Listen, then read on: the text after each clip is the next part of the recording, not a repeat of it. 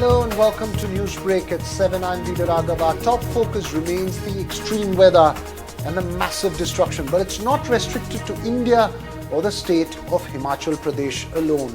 While the worst in terms of rain may be over for the state of Himachal Pradesh, the IMD has predicted very heavy rainfall in 23 states across the country over the next 24 to 48 hours. Red alerts given for the state of Uttarakhand and heavy rain expected across the country, including parts of the northeast, as we've been reporting. Images of bridges collapsing, roads, buildings and vehicles being washed away and massive boulders rolling over only stand testimony to the fury of nature. The Yamuna River has crossed its danger mark. Punjab, Haryana are all combating heavy rainfall and inundation. However, these enormous images of flooding are not restricted to India. Around the globe, extreme weather has been striking and striking hard. If it's the hottest day in one part, it's inundation in another. In the United States, rare flash flood emergency was issued in New York. Major flooding across northeast New York. Emergency declared in Vermont amidst unusually heavy rainfall. The rain is expected to exceed 2011 Hurricane Irene levels as well. At the same time, officials say 32 million people in that same country have heat advisories in different parts of the United States. Rare weather events, say US officials. Well, let's move across the globe to South Africa. Rare snowfall in Johannesburg. First time since the year 2012. Then you move to China, from dangerous heat to floods. President Xi urges efforts to protect citizens. President Xi alerts against extreme weather events. So it's a concern across the globe. In Japan, heaviest ever rainfall in the parts of Kyushu. Rain cuts off roads, water supplies, all across those places. Similar images. Casualties reported, essential services are disrupted. Move back into Europe. In Rome, heat wave in Italy close to Europe's record high. Italy's first major heat wave this year. Intense heat wave is likely to last in Rome for the next 2 weeks. So it's all crazy weather all around the world. What does this really mean? Well, to understand this extreme weather globally, we're joined by Dr. Stefan Uhlenbruck, Director Hydrology, Water and Cryosphere at the World Meteorological Organization. Sir, thank you so much for taking time out to speak to us. We're consistently seeing extreme weather events across the globe. Highest ever rainfall in one part, in the Himalayan state of Himachal Pradesh in India, or in New York as well. Are these indications of a larger global anomaly? Thanks for having me. That's a very good question first. Difficult to answer because what we see is a number of single events, which is difficult to say a number of single events make climate change or to attribute them to climate change. But what we see is these anomalies in many parts of the world, like in Japan at the moment, in the northeast of the US and India, many parts of India, I understand. And these are anomalies. And we say these anomalies are quite extreme. But it might be that these anomalies become more normal in the future. So I wouldn't say that these single events are a trend, but what we currently call an extreme anomaly can become more frequent in the future. In terms of rising temperatures, we're seeing a heat wave in Italy, and that indication also of the hottest day.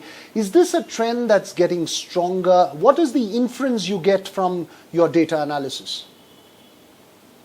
When it comes to the global temperature, we have been seeing the global temperature escalating every year, increasing continuously. That is related to the greenhouse gas emissions that we have, and there's a kind of increase of temperature, really in a speed that we haven't observed before globally.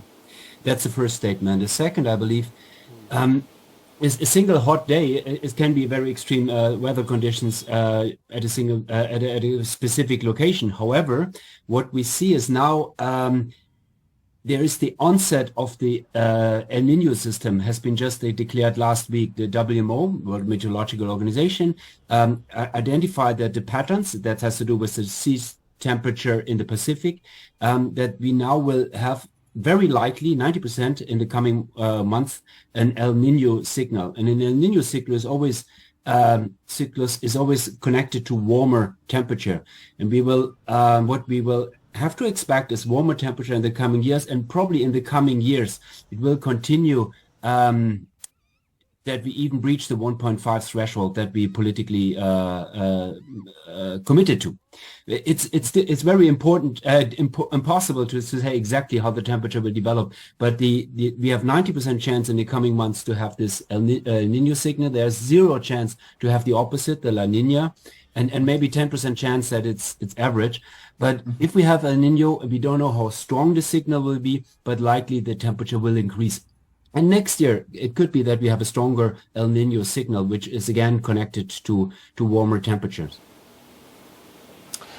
Well, we live in a hot country here, so that is a matter of concern. But these anomalies that you point out, do they pose a challenge to the prediction models and warning systems? How difficult is it to predict these anomalies? Are you facing a huge challenge there? The models that we use are calibrated over many years of how long we have records available. We calibrate our models. They are calibrated during the conditions that we had during that period. If we are now coming into a new era where the extremes are changing, then our models have more problems to reproduce these extremes. In other words, it becomes more difficult to predict them because we have less experience with these extreme events, in particular if their frequency and their severity is changing. So more flooding, more severe flooding, for instance. We had statistically just less events in the past. If there will be more in the future, our models find it difficult to predict these perfectly well. Well, as you make that point, there is enormous flooding in India. Is there something specific to the Indian subcontinent? I know I don't want to be region specific, that you would see as a trend of concern for us. Can we see some of these as specific in these areas? I mean, like, should India be worried about something different to what the US is going to be worried about? We see the instationarity of the time series. That means that the time series of the past do not are not stationary. They're not kind of continuously reflecting the meteorological or hydrological condition. We see that globally. So I don't think there's any area where we can relax. It is difficult to predict at the moment where the most significant changes will be. However, what we see that in different parts of the world, the vulnerability of society is varies a lot. Currently, we have these very severe rainfall events in Japan, for instance. But in Japan, they are well prepared. They have early warning systems. Has been a lot of investments on flood defense structures. Integrated flood management is at a very high level in this country. While in other countries, in low-income countries, people are less well prepared. There has been less investments in flood management so they are more exposed to more extreme flooding.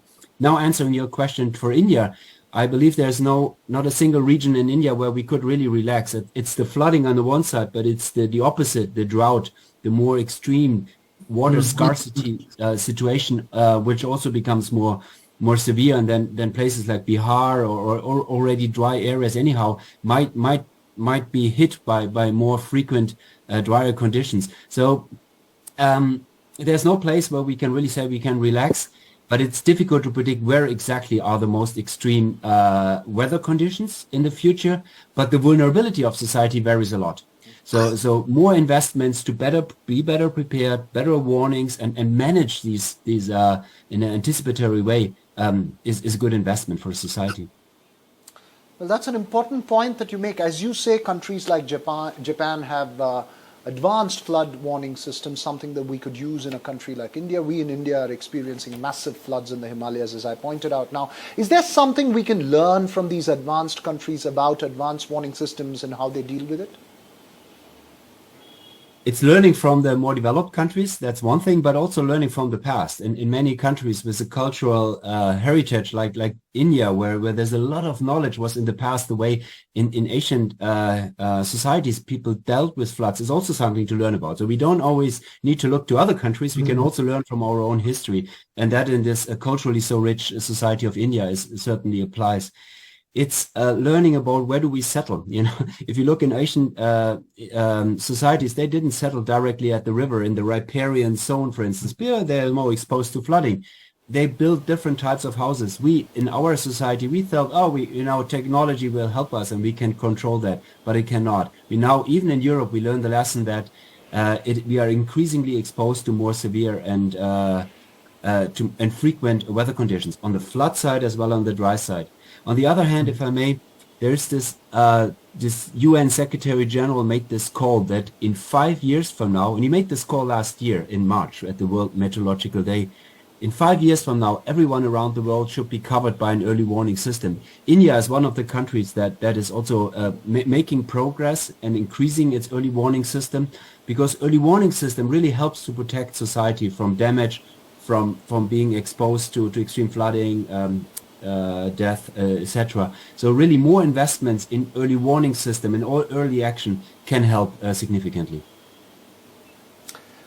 Well, the lesson you're making there is that as much as you'd like to learn from others, also learn from your past, because human civilization has lasted so many years in the context of nature and its fury. Thank you so much, Dr. Stefan Uhlenbrock, there for those thoughts there.